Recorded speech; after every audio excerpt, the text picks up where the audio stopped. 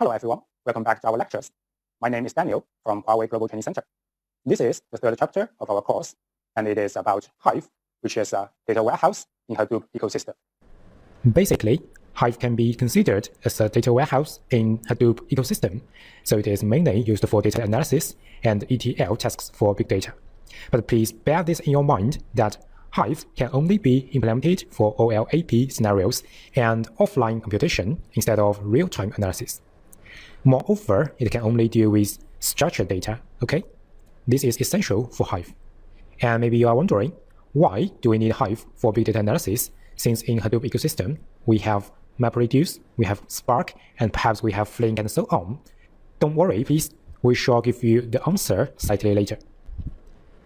Alright, before jumping into the main lecture, let's have a look at the objectives of this chapter.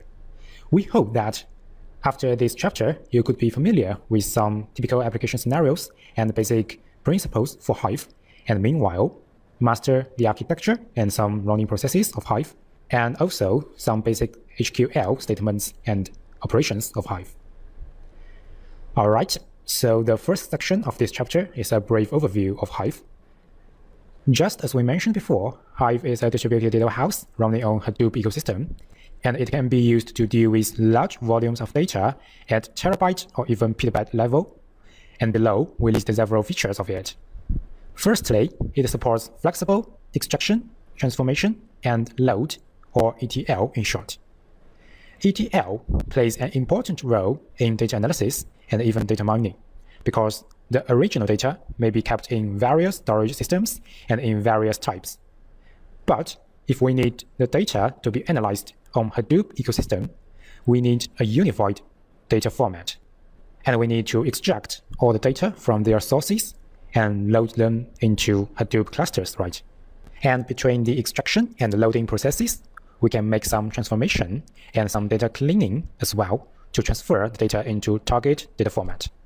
But the transformation is not always needed, namely it is optional.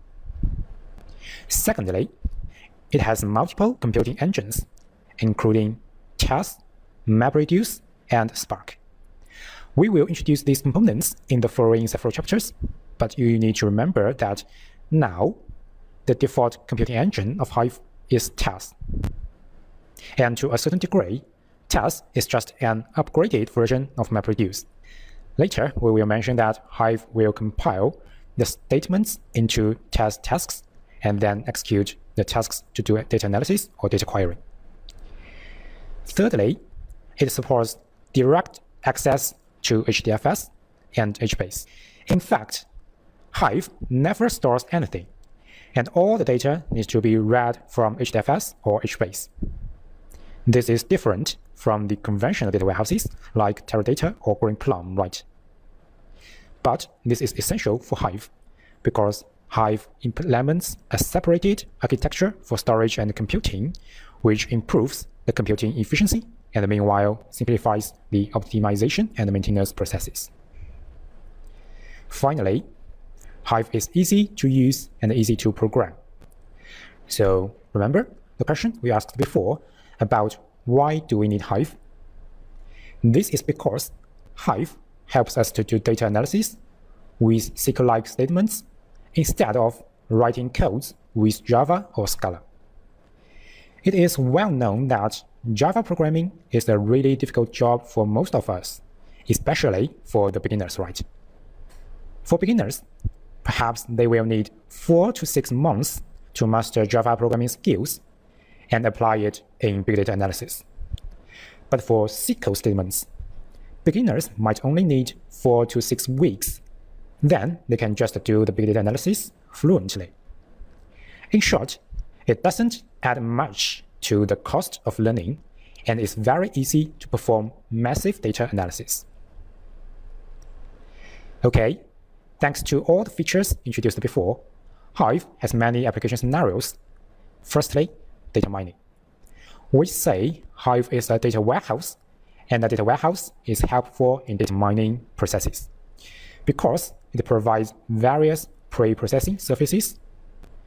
If we regard the original data as a mountain, and data mining is to dig the vital information out, then a data warehouse is just a cave to the gold. Without data warehouses, we can still dig the gold out with our bare hands, but data warehouse provides us with a platform as well as some pre-processed results for convenience. This is just one of the advantages of data warehouses. Secondly, non-real-time data analysis. Please pay attention to this keyword, non-real-time. So we emphasized again that Hive is not suitable for real-time analysis like some OLTP applications, because it is relatively slow. And typically, we can use Hive in log analysis or text analysis, etc. Thirdly, data summarization. Again, this is another typical offline computing application, and we can use Hive to do web page click analysis in a daily or even monthly manner, or use Hive in traffic volume analysis, and so on. Finally, as a typical data warehouse tool for big data, naturally, Hive is suitable to do ETL jobs for data analysis or data mining. Okay, maybe you are wondering, in production, we have other data warehouses like Teradata or Greenplum. So what is the difference between Hive and those conventional data warehouses? Here, we have drawn a comparison between Hive and conventional data warehouses in many aspects in this table. So the first aspect is the storage capacity. The storage capacity of Hive depends on HDFS, which can support hundreds of servers and manage data in exabyte level in practice, while the traditional data warehouses are based on relational database clusters, which usually support hundreds of servers and manage table at terabyte level at most in reality. Moreover, with the increasing of data volume, the computation speed decreases sharply for the traditional data warehouses. But for Hive, thanks to its distributed property, it gets a linear scalability very easily. Secondly, execution engine. We have mentioned that the underlying computing of Hive can be operated by MapReduce, Tez, and Spark, while the execution engine of traditional data warehouses vary from different database companies.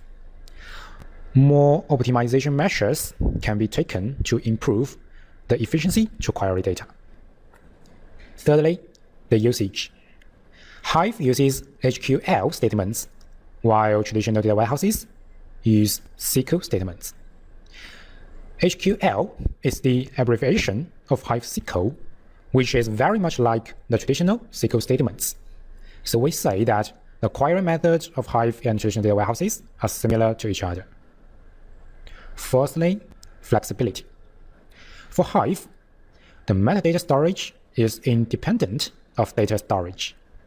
That is, Hive archived metadata and user data decoupling.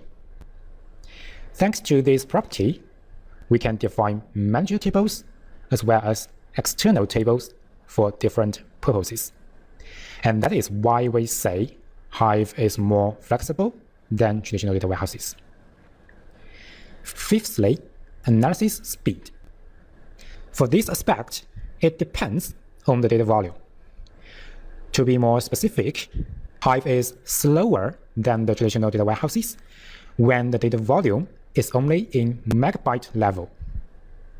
But when the data volume reaches terabyte or even petabyte level, the traditional data warehouses meet bottlenecks, but Hive gets a linear scalability very easily. So in this case, Hive becomes faster than the traditional data warehouses. Therefore, for the application scenarios with a huge amount of data, Hive could be even more efficient than Teradata or Greenplum in some cases. This is amazing, right? But still, this does not contradict with the fact that Hive is not suitable for real-time computation, because Hive still requires several hours in order to deal with a large amount of data. Next, index. Unfortunately, index is not a strength for Hive, because the index of Hive is in low efficiency and rarely used, while the index of traditional data warehouses is highly efficient and widely used. For Hive, we only use the index when querying massive data. Otherwise, you won't be able to stand the query time of it. Next, easy of use, but again, it depends. For beginners, they may prefer to use the traditional data warehouses because a set of mature report solutions are integrated to facilitate data analysis in traditional data warehouses, so we do not need to do many extra works or acquire extra knowledge. But for those who prefer to write some functions or applications on their own, Hive provides more flexibility to do so. We can define many user-defined functions via Java and then implement these functions to do complicated jobs. Next, reliability. For this aspect, the reliability of Hive actually depends on HDFS. And HDFS supports high reliability and high fault tolerance by software. Do you remember the replication mechanism of HDFS? We say that it makes 3 copies for every file in default, while the traditional data warehouses solve the problems by hardware RAID, which is also a redundant mechanism, so that disk failure would not result in loss of data. But still, the reliability of traditional data warehouses is lower than Hive. As for environment dependency, Hive uses the scale-out strategy and is built up on a distributed cluster, so there is no strict demanding on the performance of each node. But for conventional data warehouses, because they require high-performance servers with more powerful CPU, RAM, and greater network bandwidth, etc., we usually use special and high-performance commercial servers and expand the cluster vertically for traditional data warehouses. Finally, since Hive is open source, it is free. But for traditional data warehouses, they are quite expensive in most cases. For example, the starting price for a Teradata database is $100,000, and you have to pay expensive maintenance charge every year as well. So from all of these aspects mentioned above, I assume that you should have more comprehensive understanding of the strengths and weaknesses of Hive compared with the traditional data warehouses. But we cannot absolutely tell that Hive is better than traditional data warehouses or not, because it depends on different occasions and different purposes. After all, Teradata is still one of the most widely accepted data warehouses for many enterprises, although it is so expensive, right? Okay, and in this page, we will just remind you of the advantages of Hive, since most of them have been mentioned during the comparison. So firstly, high reliability and fault tolerance. Because the Hive server depends on HDFS clusters, and HDFS has high reliability and high fault tolerance. Apart from it, Hive are deployed with double metastores. Therefore, the metastore is also kept with high reliability.